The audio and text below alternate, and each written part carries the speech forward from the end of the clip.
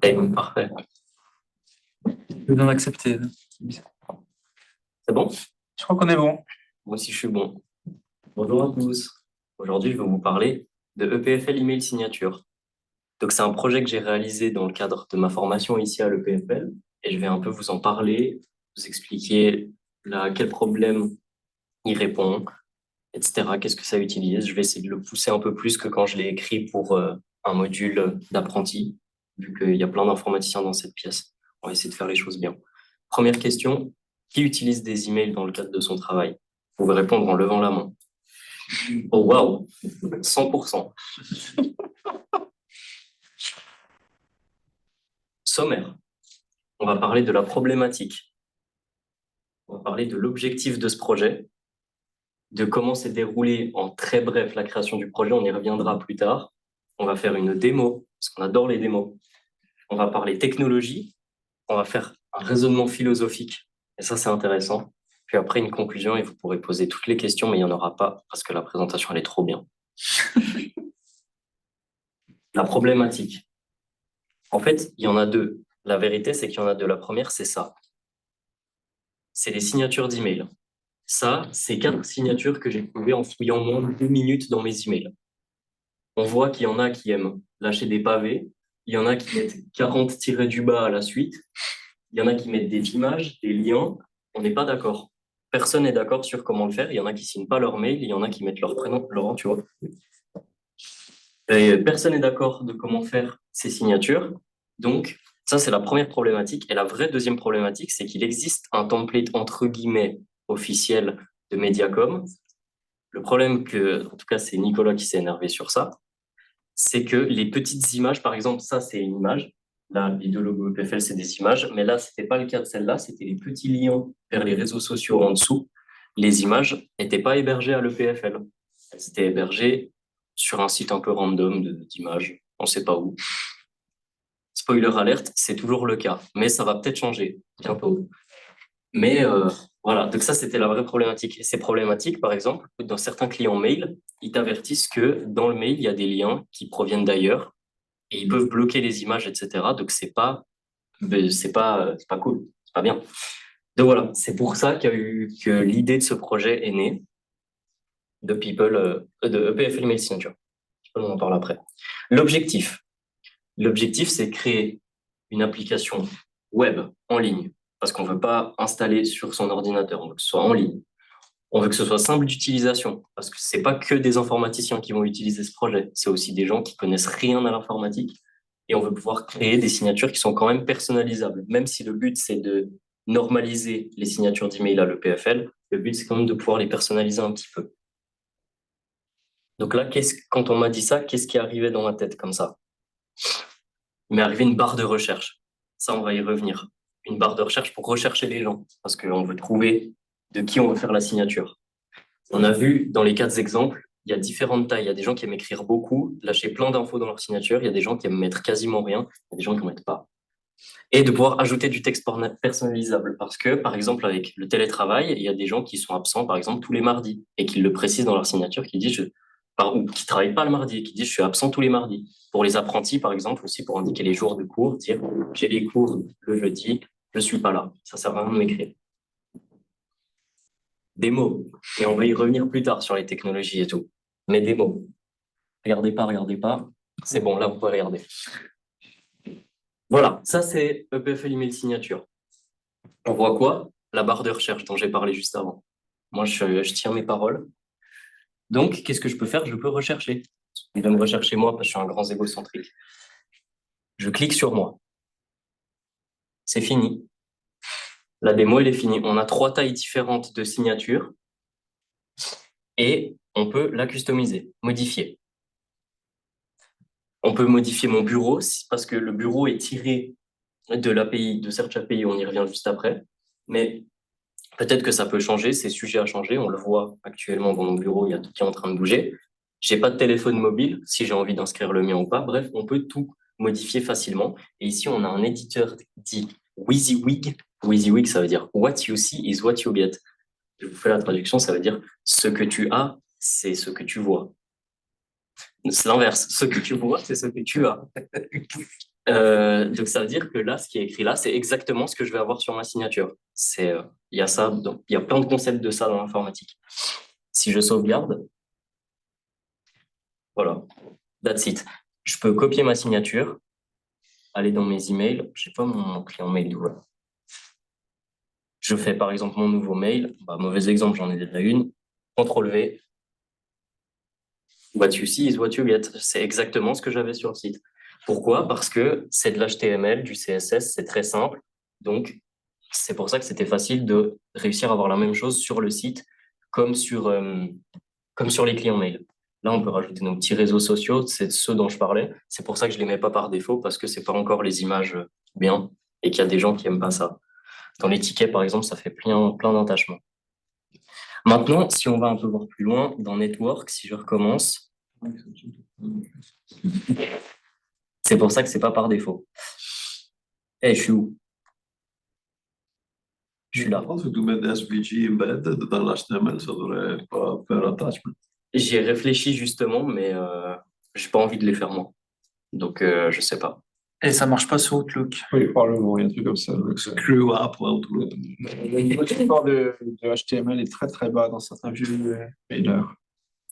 Donc, là, on voit quoi? On voit différents appels à Search API qui nous retournent du JSON. Donc, par exemple, je peux prendre cette requête-là, qui nous répond quoi?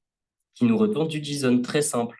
Donc, EPFL Email Signature est un projet qui est extrêmement simple. La seule partie compliquée, c'est ces appels à l'API-là, qu'il faut pas trop spammer non plus. Et le côté Editor WYSIWYG, tout le reste de EPFL Email Signature, c'est des conditions JavaScript imbriquées à en faire pleurer Giovanni, tellement il y a du JavaScript. Et c'est tout. C'est que ça. Le reste, c'est jouer avec les données qu'on reçoit pour les afficher comme on veut, où on veut, etc. C'est un projet qui est simple et on va y revenir. Mais c'est un projet qui fonctionne et qui est fini. C'est jamais vraiment fini. On met des guillemets à ça. Regardez pas. C'est l'autre bouton. Oui. Donc, on a fait la démo. Voilà.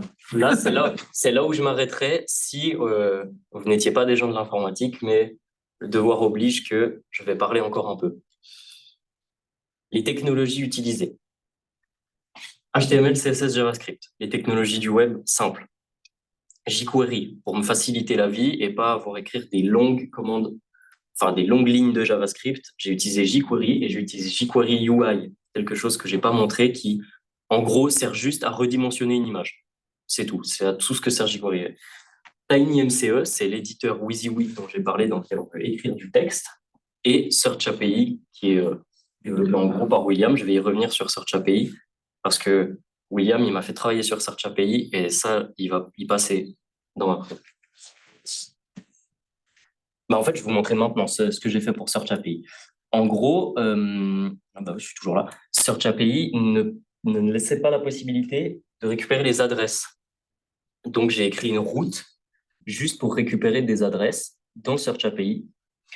Donc, en gros, on peut faire /API/adresse avec comme query string, on le voit juste là en bas, un skipper. Là, dans cet exemple-là, j'ai mis Martin Vetterli qui, lui, a plusieurs adresses dû au fait qu'il a plusieurs accréditations.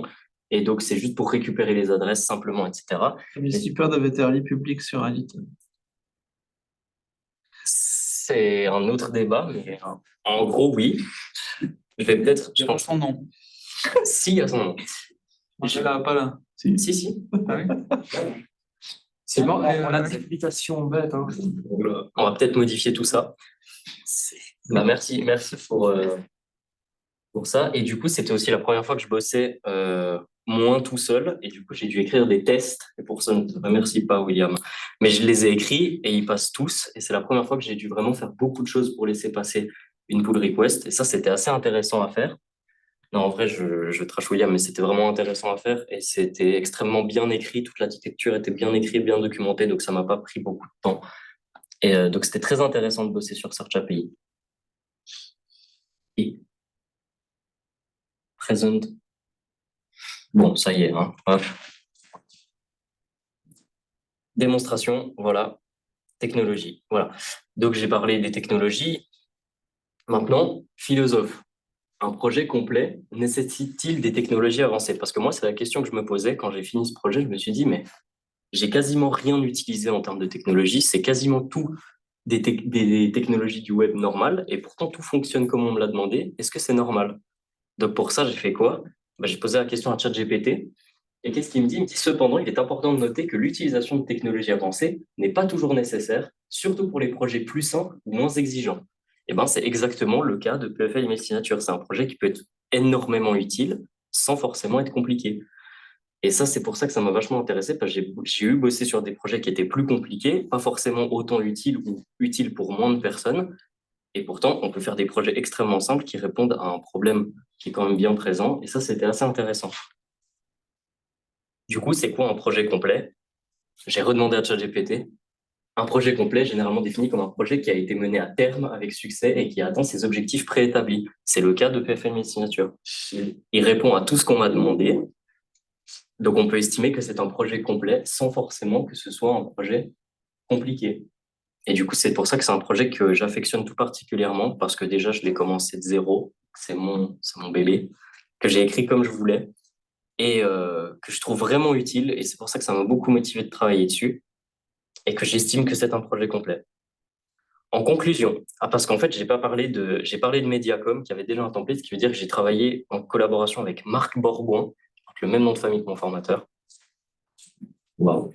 Et donc, qui travaille chez Mediacom et qui est un designer médiamaticien, donc qui lui connaît moins l'informatique et on s'est eu pas embrouillé, mais on n'était pas forcément d'accord sur certaines features de l'application que lui voulait. Moi, je trouvais que c'était pas utile, etc. Mais vu que c'est mon mandant, j'ai quand même accepté de le faire. Et du coup, conclusion, j'ai pu travailler sur un projet qui est utile et comme j'ai fait que de le répéter, c'est la première fois que je travaillais avec un mandant. Je travaillais pas pour moi, j'avais des vraies exigences et quelqu'un qui me demandait des choses. J'ai pu apprendre de nouvelles technologies. J'avais jamais utilisé TinyMCE. J'avais jamais utilisé d'éditeur WYSIWYG, donc c'était intéressant. J'avais jamais fait de tests et de grosses conditions pour faire passer une pull request comme sur Search API. Et j'ai pu prendre conscience qu'au final, un projet complet ne signifie pas être un projet compliqué. Merci à tous et n'hésitez pas à faire vos signatures d'email avec l'email signature qui, grâce à Giovanni, par la suite, a été hosté sur people.pfl.ch/signature avec un S. En production, je me rappelle plus. Avec un slash. Et ça aussi, c'était intéressant de pouvoir mettre ça sur un projet concret de l'EPFL, surtout People, que j'affectionne bien aussi. Donc, c'est une petite fierté personnelle, ce projet. Donc, n'hésitez pas. Merci à tous. Allez, pour la signature texte, parce que moi, j'ai que des signatures texte. Pour moi aussi, il faut que ça sache à la fin. Oui, il faut que je le sache à la fin. Pourquoi on est dans le menu éducation quand on est sur PFL Signature? Parce que Web 2018, quand tu copies-colles le header, ouais, c'est pas par défaut. Mais ça vient, ça vient. Non, il faut que je fasse un vrai bon header correctement. Oui. Moi, je suis pas tout à fait d'accord avec ton analyse du début, en disant que tu avais regardé dans tes mails et tu avais trouvé 4 signatures différentes. Les signatures, elles changent, il y a des nouveaux logos qui arrivent, après il y a des logos 50 ans. Donc, dans 2 ans, ta signature, elle aura changé, puis tu pourras dire, même si je l'ai fait dans les PFL signature, je trouverai dans mes mails des vieilles signatures. Oui. Et donc, si je ne l'ai pas mis à jour, elle sera toujours pas mis à jour. Mais c'est la responsabilité du client. Oui, mais ce que je voulais dire, c'est pas fini. Est-ce que tu as envisagé d'approcher l'équipe qui gère la messagerie pour voir si on pouvait mettre la messagerie directement sur le serveur, qu'elle soit un peu plus à jour? la messagerie directement sur le serveur. La signature. Mettre la signature. La signature. Est-ce qu'on peut faire ce que demande Mediacom, c'est-à-dire faire la police pour que tout le monde ait la même signature à l'EPFL? Bah, pour moi, on pourrait, mais pour moi, c'est pas une bonne idée. On doit laisser le choix quand même. Ça répond à la question. Si. Bah, Mais est-ce que ce serait techniquement possible de dire que, typiquement dans les clients, dans beaucoup de clients, tu ne fais pas du copier-coller. Chaque fois que tu peux mettre ta signature, elle est stockée quelque part, et tu dis add signature, et tu l'ajoutes. Tu ne vas pas à chaque fois aller sur email signature pour recopier ta signature. Non, mais oui, on pourrait. Oui. Si c'est ça la question. Donc, c'est possible de la mettre directement sur le serveur? Là, maintenant, non. Mais tu dis mon serveur ou… Non, est-ce que c'est possible, une fois que tu as fini, de le mettre dans Exchange pour que ça marche tout seul après? Oui. C'est ça ta question. De manière automatique pour la totalité de la population. Ils ont une signature qu'ils l'utilisent ou pas? Ça, bah, moi, je sais pas. Théoriquement, mon esprit me dirait que oui, mais mon esprit me dit que c'est pas une bonne idée. Alors, Pourquoi il pourrait choisir? Moi, mon esprit me dit que non et puis que c'est pas une bonne idée aussi. Ouais. Mais pas de la forcer, J'ai un sur- qu'elle soit dans tes signatures et que tu puisses la choisir. Ouais, mais elle Ah. est toujours client-side, elle n'est pas sur le serveur. Parce qu'après, tu as la problématique de la signature courte ou laquelle des deux versions de la signature tu Tu mets. peux choisir les trois si elles peuvent être hébergées sur le serveur. Si c'était possible. Alors, à ma connaissance, Exchange on-prem ou online offre pas cette feature. Online encore à voir. Effectivement, vu que l'OVA la stocke bien quelque part. Donc, je suis d'accord, mais peut-être que le client Outlook permettrait de le stocker aussi. Et tu pourrais, typiquement pour les SSC qui utilisent tout le temps, qui sont que Outlook, tu pourrais proposer que soit directement mis. Oui. Moi, j'avais encore des questions, mais à moins que t'en aies une. Ben, vas-y. Laurent, il en a une aussi. Ah, vas-y, Laurent, là. alors le HTML, on a parlé de test, mais est-ce que tu as testé le rendu HTML dans différents clients mail? Oui. Normalement, c'est pareil partout, mais c'est un grand normalement. J'ai testé. Fine. Je ne connais pas. Canine. Alors, on a testé, avec Greg, on a testé le mail de Apple, le truc par défaut, là. C'est hyper dur à implémenter, mais c'est faisable. Et ça fonctionne, c'est la même chose. Eva, c'est bon. J'ai utilisé MailSpring, c'est bon. Thunderbird, je crois que c'est bon. Outlook Mac. Eva.pf.ch. Ah oui, Outlook Mac, je sais pas. Je sais pas, je sais pas. Mac, c'est Je sais pas pas. la même. Enfin, ça ambitionne d'être la même chose, mais c'est déjà pas le même langage pour commencer. Donc, il peut y avoir des différences. Mais la question, c'est est-ce que l'HTML, c'est le même partout? Enfin, le rendu, c'est le même partout. Oui. En théorie, Ouais. de mon côté, normalement, j'ai écrit les choses pour que oui. Après, s'il y a des choses qui sont réécrites par-dessus, par le client, ça, je sais pas. Donc, c'est ton HTML, c'est pas un framework HTML, CSS pour les. Non, c'est quand tu copies la signature, c'est vraiment, il copie ce qui est affiché Oui. du site et après, tu le colles ailleurs. Non, mais j'ai un collègue qui m'a dit tu n'as jamais envie d'écrire du HTML pour les emails, c'est trop compliqué, il y a trop de. C'est déjà pas du vrai HTML. Oh, c'est le business Il y a model. des frameworks pour ça. Est-ce que ce ne serait pas une technologie à ajouter pour s'assurer? Parce que tu dis que tu n'as pas testé Outlook et Outlook Apple, mais Loïc, tu me corrigeras, il me semble que c'est les plus utilisés parmi les employés des BFL. Alors, j'ai pas les stats et je sais pas si c'est les plus utilisés, mais sur la première partie, j'ai un peu d'expérience. C'est effectivement galère de faire du HTML qui mange. Maintenant, comme a dit Samy, si il l'a copié côté VisiVig, on guillemets. Donc, l'éditeur du client le réinterprète de son côté. Donc, au moins là, t'as pas des balises qu'il n'interprète pas parce qu'il a interprété ce qu'il pouvait. C'est ma compréhension en tout cas. Mais non, mais ça, c'est le client de celui qui écrit, pas celui qui reçoit. Ah bien, ouais. Donc, tu peux jamais être sûr. Sauf erreur, on était tombé sur un site Can I use email signature, un truc comme ça, qui listait les différents trucs qui marchaient dans Gmail, dans Outlook, Outlook Web, etc. Puis typiquement le SVG, c'est la galère, quoi. Ça marche dans certains, pas dans d'autres et tout. Là, c'est un tableau HTML, ça reste relativement simple, donc il y a peut-être des variations entre les différents clients, mais ça reste du HTML, XHTML presque. C'est mieux, Moi, on peut j'avais avoir une fait- démo sur les images. Pour les signatures d'événements, jQuery UI, ouais. oui. Si tu devais faire les 50 ans de l'EPFL, là, comme il mentionnait Luc avant. Hop. Signature événement. Ferme ma. Merde. Donc là, tu peux ajouter une image, comme on veut. Moi, je peux faire Une locale, tu peux? Non. Aussi, mais enfin, le but, c'est de mettre une URL parce que de toute façon, non, en local, tu peux pas. Point. C'est la fin de la réponse. C'est une application sans serveur. Enfin, Une page. Celle-là. Donc, rien que pour ça, tu testeras K9 Mail. K9 mail. K9. Ah. Là, il nous met une alerte comme quoi si l'image ne se trouve pas sous le domaine epfl.ch, il y a des chances que certains des collaborateurs ne pourront pas voir votre image dans les emails. C'est ce que j'expliquais avant. Et c'est ça. Et tout est dans la query string. Voilà. Mais normalement, ils sont censés avoir le lien de l'image aussi. Donc, je suis en train de prendre en effet des mots, mais c'est pas grave. C'est jamais. censé le mettre à jour en temps réel. La taille de l'image, elle se met à jour en temps réel. Si tu regardes, à chaque fois que je relâche, Ah oui, d'accord. Bien joué. mais il il y est a pas censé avoir l'URL. l'URL de l'image dedans. C'est ça. Il y est Et pas. les proportions d'image qui sont perdues par défaut? Ça garde l'image de base de l'EPFL. Mais les au moment où tu la proportions. mets. Ton chien, là, il est déformé. Bah, je peux les tirer jusqu'à ce qu'ils soient plus déformés. Putain, c'est pas ça. Moi, je veux dire, si mon image c'est du 16/9 ou du 4/3, je veux pas que Il y a ça devienne un la carré taille et par que- défaut, c'est le carré EPFL. Et au moment où tu mets l'image, elle se met sur le carré EPFL. Et après, il faut la redimensionner comme tu veux. Le ratio du. Du coup, tu perds le ratio de défaut. Au moment où tu la mets par défaut, oui. Mais après, tu peux la. C'est pour ça qu'il fallait pouvoir la redimensionner. Donc, moi, ma dernière question, c'est ton message qui est en haut là, il va bien pour les personnes non techniques. D'accord? La vraie question, c'est pourquoi l'image, elles sont pas affichées par défaut et qu'est-ce que quelqu'un de potentiellement malicieux pourrait faire en mettant une image, avec une image dans un email? Il pourrait mettre des scripts derrière ou des choses comme ça. Non? Plus simple, plus mercantile. J'ai pas plus simple.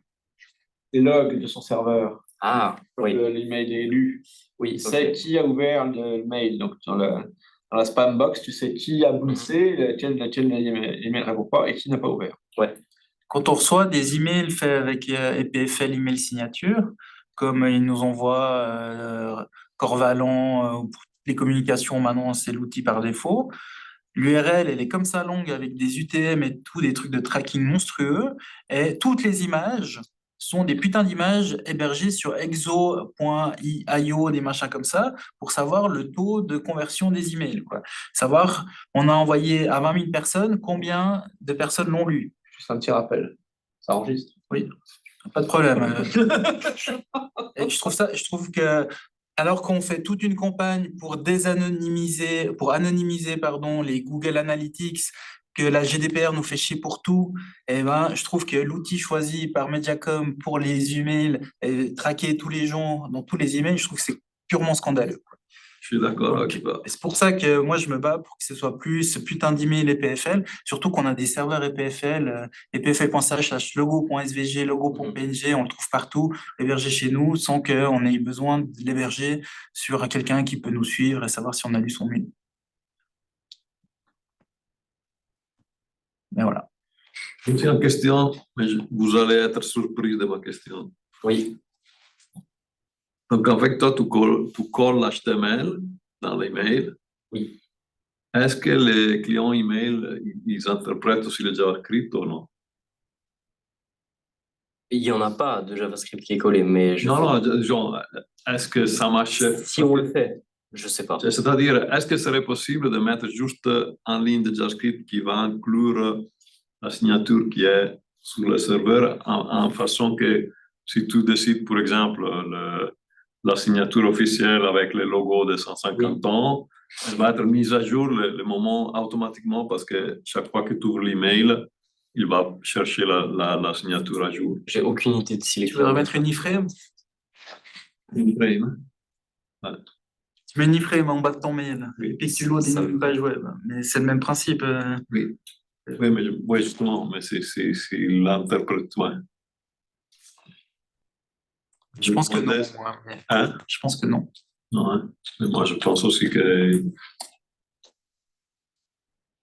J'ai une dernière question, Samy. Oui. Ton application, elle est purement cliente. Oui. Si tu n'as plus accès à cette API pour une raison X ou Y, À Search API? ouais, à l'API, à Search API, Ah, c'est quoi l'alternative? c'est une bonne question. En restant purement client, à part Search API à l'heure actuelle, je sais pas. Ah bah, il y a api.epfl.ch, mais qui est authentifié, etc. Donc c'est plus compliqué. On pourrait plus le faire tourner sur GitHub Pages pour le laisser sur people.epfl.ch, il y aurait des alternatives. Pour laisser juste GitHub Pages comme ça, c'est plus compliqué.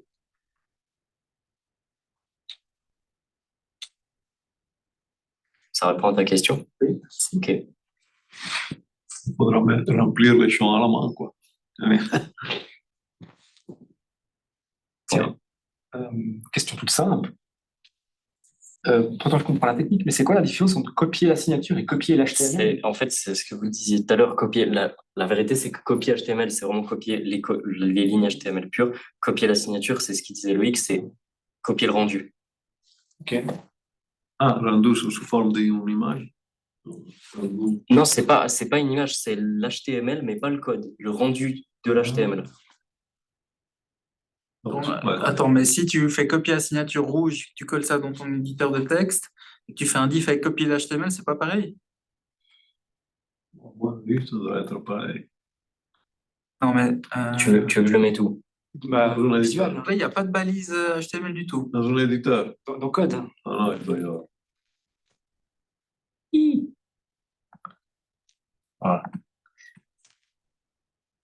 Comme N. Ah, copier le texte ou copier l'HTML alors. Ouais, mais ça, c'est ce que j'ai copié dans Eva tout à l'heure. Il y a un truc magique là. Oui, parce que c'est les paste, genre Il copie avec style. quand tu as quelque chose dans comment ça s'appelle? Le clipboard, hein. Clipboard, il y a des métadonnées qui disent le format, et donc selon comment C'est du rich text, je suis l'endroit d'accord. où tu colles, il interprète Pourquoi quand on le colle dans un fichier texte, il les enlève? Mais si tu la colles, par exemple, sur OpenOffice, tu vas voir qu'il va mettre une chose formatée. Là, il colle texte parce que tu as collé sur un éditeur de texte.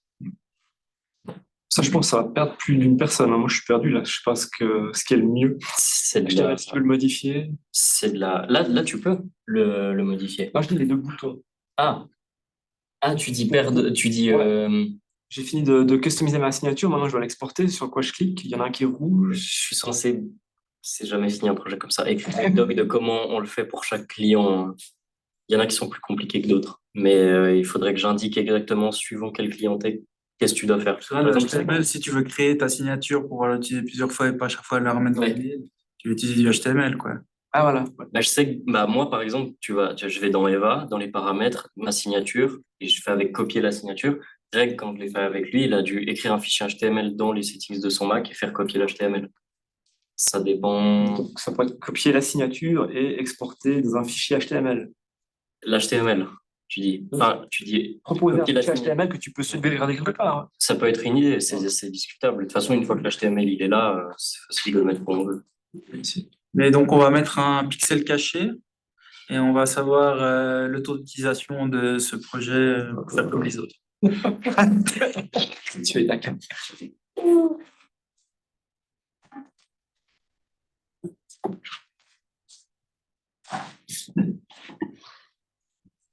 Merci. Merci beaucoup. Merci à toi. Présentation très drôle.